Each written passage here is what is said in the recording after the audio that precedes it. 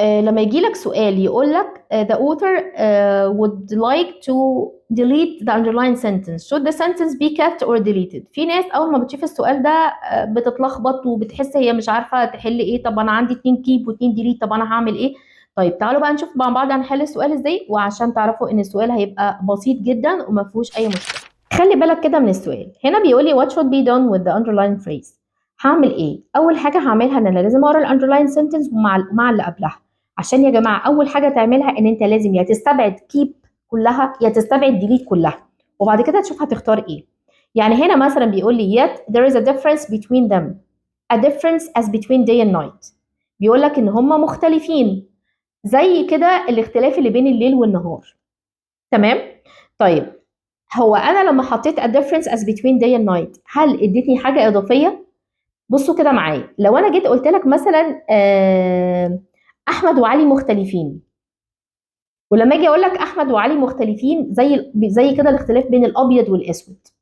تمام؟ انا لما قلت لك ان هما مختلفين زي الابيض والاسود يبقى انا هنا عملت لك ايه؟ more explanation، اديتك عرفتك قد ايه هما they are very different. تمام؟ فكون ان انا حطيت a difference as between day and night انا شايفه ان هنا المفروض ان انا هكيب السنتنس. طيب هكيب السنتنس ليه بقى؟ يبقى انا كده استبعدت ديليت تماما. يبقى هو هنا كان بيتكلمني ان هما they are different، وبعدين بيقول لي بقى ان الديفرنس ده like between day and night زي كده الليل والنهار، ف they are totally different. ماشي؟ فهنا ادتني explanation زياده، فانا كده هستبعد ديليت خالص. هبص بقى على keep because it emphasizes the previous information، يعني بتشرح لك explain المعلومه اللي قبلها، ولا keep because it provides a break from the formal structure of the passage. طبعا يا جماعه هي فعلا عملت لي more explanation، ادتني تفسير اكتر ان هما they are totally different او ان هما they have big difference. تمام؟ that's why هتكون الاجابه letter A.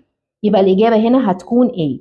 لو عجبكم الفيديو واستفدتوا منه اعملوا لايك وسبسكرايب، وتابعوا الشانل بتاعت اليوتيوب. انا هنزل عليها الفتره اللي جايه دي شرح كتير او اسئله كتير بنحلها مع بعض على درس الداتا اناليسيس، ازاي بنختار الانترودكشن للسنتنس، ازاي بنختار الكونكلوجن، ازاي بنعمل ترانزيشن من سنتنس للتانيه. كل الحاجات دي موجوده على اليوتيوب، استنوها واشوفكم فيديو جديد.